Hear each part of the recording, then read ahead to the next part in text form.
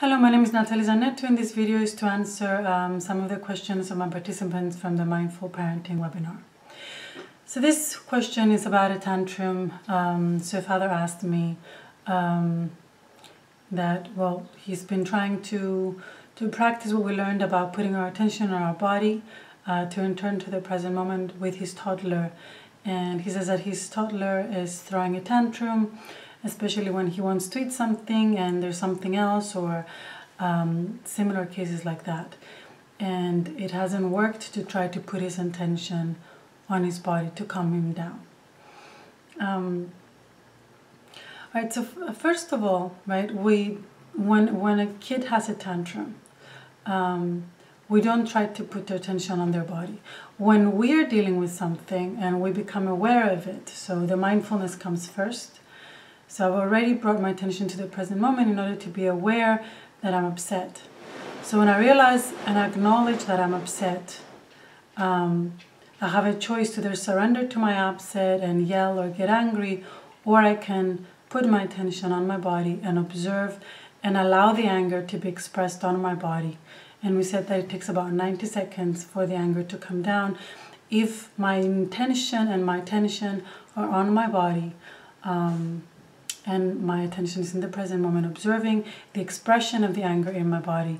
And we said that if we do that without adding anything, without going back to the thoughts, if we really are practicing mindfulness, which means to put our attention in the present moment on purpose, right, and without judgment, I'm not judging myself for my anger, and I'm not allowing my mind and my attention to go back to my thoughts. I'm putting it on my body. So in the present moment, on purpose and with no judgment, that the anger will dissipate in 90 seconds to 2 minutes max. Now with the kids it's different, right? Because you cannot just direct their attention to their body. They're not mindful. They're not aware that they're upset, right? So we said that the first step is to actually hold them, right? If they let you to hold them, you hug them, and first of all, you validate their feelings. So you have to make sure that you validate their feelings. If you're resisting their feelings, or if you're upset that they're having their feelings, if you're judging their feelings, they're going to perceive that, which is going to make their feelings more vivid rather than the other way around.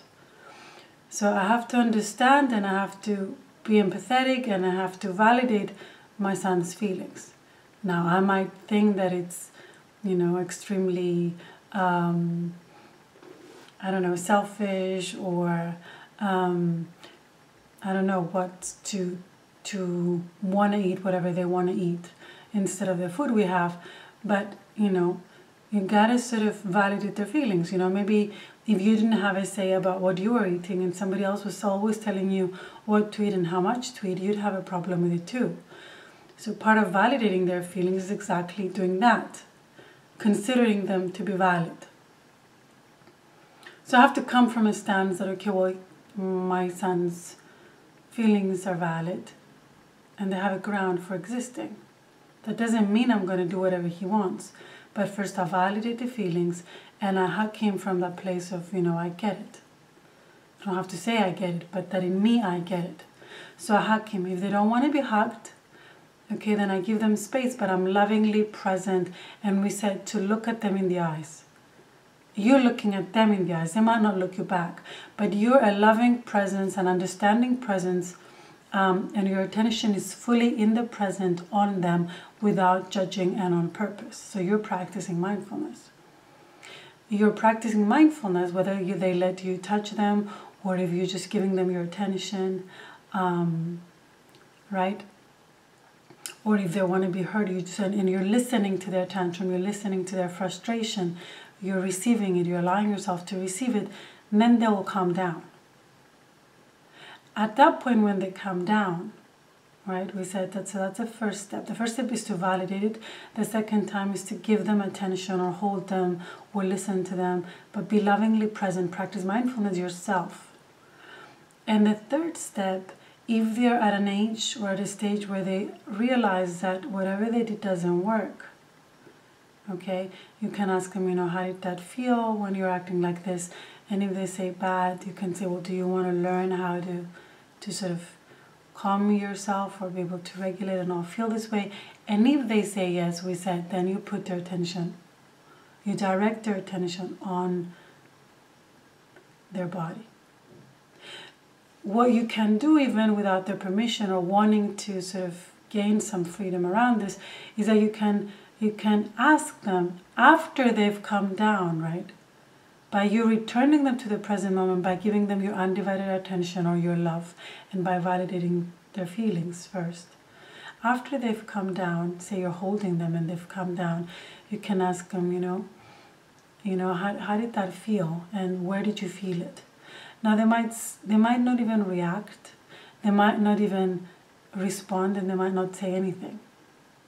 That's not important. The important is that you ask that question. And if we ask that question every time, we help them come out of a tantrum. The 10th time, the 20th time, or if you're doing it all through the time when they're like 3, by the time they're 4, it's going to be ingrained in their subconscious. How did that feel on your body? So because you keep asking that question, their brain is going to receive that question as important. So they're going to begin to pay attention on how them doing a tantrum feels on their body.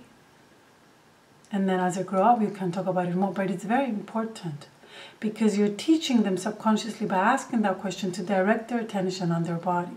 So it's through repetition. If somebody was doing that to you, you'd always be noticing how that feels on your body. So in that age, that's what we're trying to do. Right? With the kids, we never start with that question. We do that with ourselves. Because for me to even direct my attention on my body, I have to catch myself being upset and acknowledge it. If I don't catch myself, I'm already yelling at somebody. So I can notice it afterwards, and that's not that bad. Right? But that's not my way of interrupting. First, I have to notice that I'm in that pattern, and then I direct my attention. But it's my choice, and I'm choosing to regulate my feelings. Now, the child in that moment doesn't have any interest in regulating their feelings. So that's not going to work. But if you validate their feelings first, step 1, then bring them to the present moment, either by holding them or by listening to them, really getting whatever they're communicating, or by just giving them your undivided attention, right, without judging them, just completely being with them. Then you bring them, that's the second step, you bring them to the present moment. Okay, and once they've come down, then you can discuss. You can say, how did that feel on your body? Or if they're at a stage when, they're ready and they don't like that this happened and they don't like feeling this way, you can ask them, would you like to regulate your feelings? So you can talk about them putting the attention on their body. But at that age, they're too young. So you just ask the question, when you were doing this, how did that feel on your body? Most likely they will look elsewhere. They won't know what to do with that question.